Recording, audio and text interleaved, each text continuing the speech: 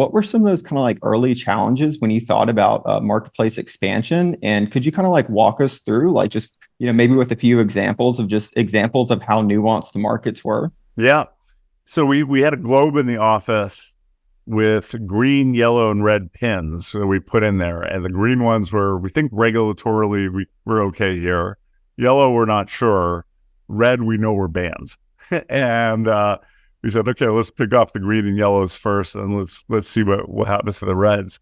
Um, and so we really were very intentional about every local market. We had a pricing committee. So we would say, okay, we're going into Kansas City, let's say, because it's green.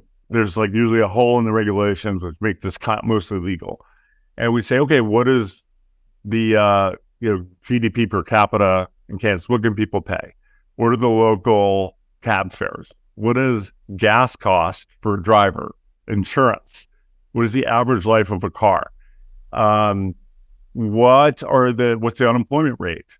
How many people are working in low wage jobs where this might be a better opportunity versus not? And then we tried to develop our own thesis about how to get to liquidity fastest there. And liquidity for a marketplace meant that there are enough drivers on one side and enough riders on the other side so that both parties were motivated to be in the marketplace. So you woke up to go to the airport, you had confidence that you can get an Uber ride within 5 minutes. On the driver's side is, could they go out and make enough money so that they'd want to do it again, right? Could they go out and make $50 to buy their girlfriend dinner? Could they, spend a weekend working and so they could buy their textbooks for this next semester? What are the things that they're trying to achieve, and in how long could they achieve them? And we really studied that. And, we weren't always right the first time around, but we deployed a pricing model and we recruited so that there was never too much of an imbalance between riders and drivers.